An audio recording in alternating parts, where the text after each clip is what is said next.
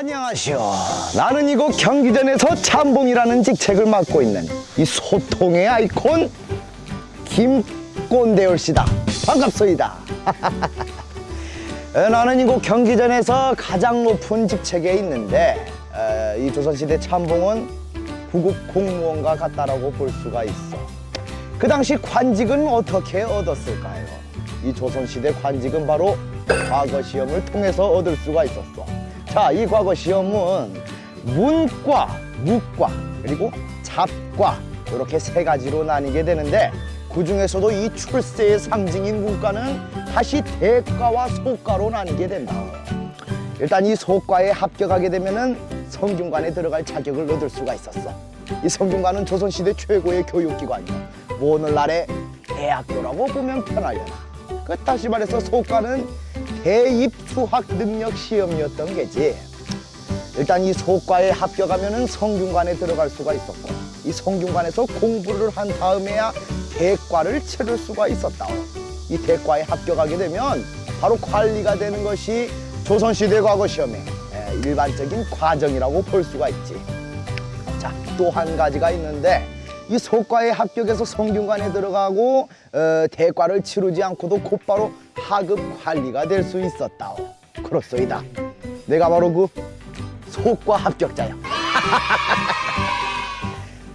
라고 말하면 얼마나 좋겠소만은.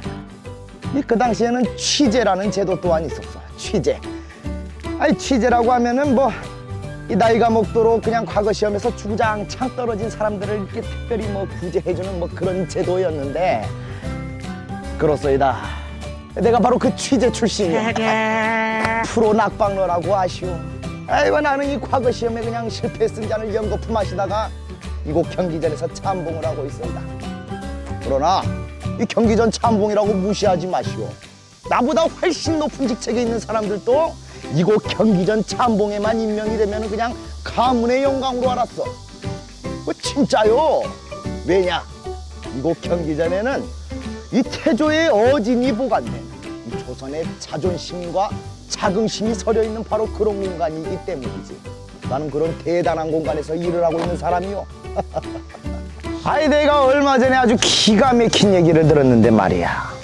우리나라 사람들 중 무려 절반 이상이 1년에 책을 한 권도 안 읽는다던데 그 말이 사실이요? 그대들은 책을 1년에 몇 권이나 읽어? 에이, 그 잔소리 듣는다고 생각하지 마시고, 어? 왜 그런 말 있잖소. 이 여행은 서서 하는 독서고 독서는 앉아서 하는 여행이다. 그러니 이 집에 돌아가는 길에 꼭 책 한 권씩 사가서 앉아서 하는 또 다른 여행을 떠나보는 건 어떻겠어? 응? 이 책 이야기가 나와서 말인데 말이야. 라떼는 말이요, 이 책방이 생겼다라는 소문이 돌기 시작하면 그냥 마을 사람들이 구름처럼 몰려들었다고 하고, 아이 오죽하면 이 돈도 없고 막 그러니까는 비녀의 솥단지까지 맡겨가면서 책을 읽었다고 하니. 그러고 보면은 그 당시만큼 이 독서가 열풍이었던 시대는 없었던 거지. 특히나 이 한글 때문에 글을 못 읽었던 사람들조차도 책을 편리하게 읽을 수가 있었다. 그 당시에는 말이요, 이 판각이라는 기술이 있는데 이 널빤지 판자에 새길 각자를 써서 글자가 새겨진 나무에다가 먹물을 발라서 종이에 딱 찍어내면 책을 만들 수 있었다. 조선시대 가장 베스트셀러를 출간해내던 핫플레이스가 어디였는 줄 아시오? 그것이 바로 이곳 전주올시다. 또 전주의 옛 명칭은 아시오? 바로 완산이라고 불렀어. 완산. 그러니까 다시 정리를 해보면 이 완산에서 판각하여 나온 책이라 해서 완판본이라는 말을 썼다. 완판본. 이 완판본은 어찌나 인기가 있었던지 미리 예약을 하지 않으면 구할 수가 없을 정도였어. 실제로 누군가가 뭐 전주에 여행을 가거나 출장을 간다 하면은 여보시게 전주 다녀오는 길에 완판본 한 권 꼭 좀 사다 주시게나 이렇게 부탁하는 이들이 많았을 정도라오. 자, 그러면 이 완판본이 도대체 왜, 무엇 때문에, 어째서 이렇게 인기가 있었나? 바로 명품 한지에 관한 이야기요. 이 비단은 500년의 생명력을 가지고 있다라고 말하고 한지는 천년의 생명력을 가지고 있다라고 말하고 당나무 껍질로 만든 우리나라 고유의 종이를 바로 한지라고 하는데 이곳 전주는 이 당나무가 자라기에 아주 좋은 토질과 기후 그리고 깨끗한 물로 인해서 최고급 한지를 만들 수 있는 바로 최상의 지역이었다오. 아니 그 당시 가장 값 비쌌던 한지가 바로 이곳 전주에서 생산된 한지였어. 그런 말 있지 않소?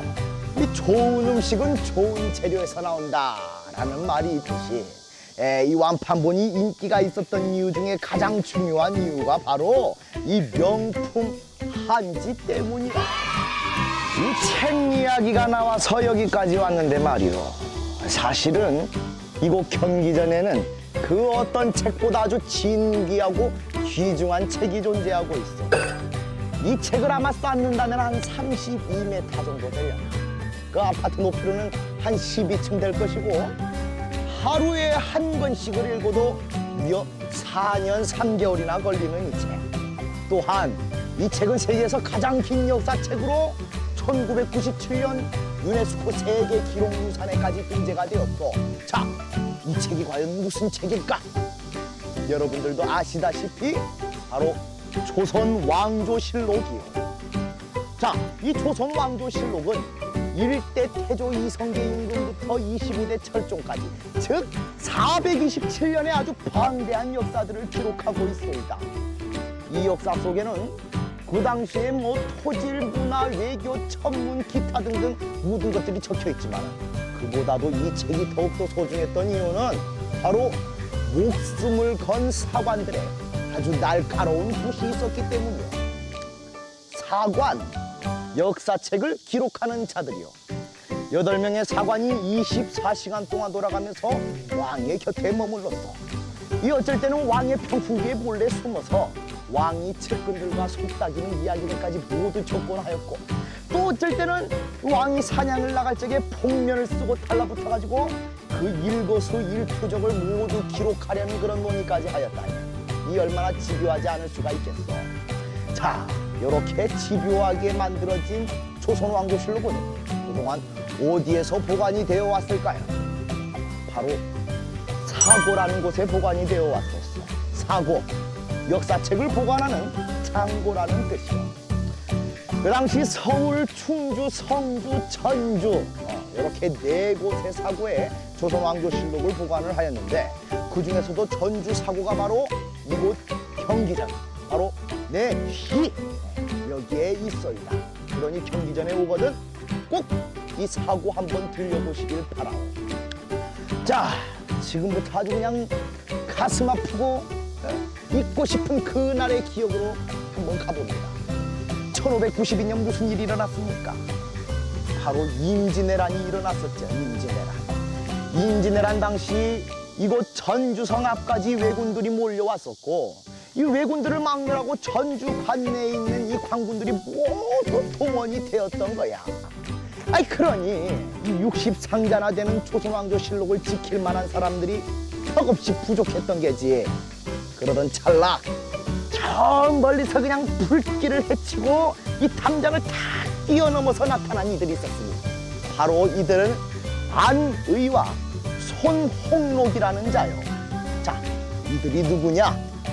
이곳 전주에서 한 100리 정도 떨어진 곳에 태인이라는 곳이 있는데 바로 그곳에 살고 있었던 이름 없는 선비들이었어. 이 선비들이 전쟁이 발발하자마자 그냥 자신의 재산을 몽땅 털어서 말과 인력을 동원해서 이곳 전주까지 옵니다. 해서 이 태조의 어진과 조선왕조실록을 싣고 정은 내장산까지 옮긴 아주 훌륭한 인물들이다 이거지. 근데 이 전쟁이 발발하자마자 이 조선왕조실록을 그냥 내팽개쳐버리고 자신들만 살겠다고 도망간 자들은 바로 고위층 관료들이었어. 끝다시 말해서 이 조선의 역사를 지켰던 사람들은 누구냐?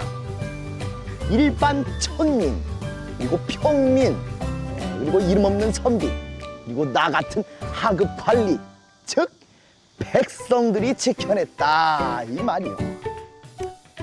여러분들은 역사를 왜 배워야 한다고 생각을 합니까? 흔히들 같은 실수를 되풀이하지 말자, 이런 의미에서 역사를 배운다라고 말하고 그 말도 맞소이다. 이 역사를 잊은 민족에게는 미래는 없소이다.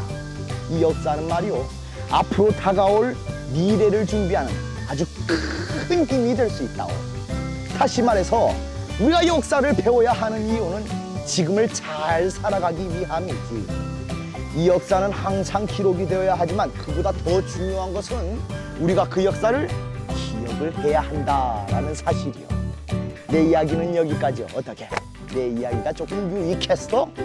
그렇다면은 다른 이 경기전 사람들을 찾아가서 더욱더 진귀하고 고귀한 이야기들을 들어보시길 바라오.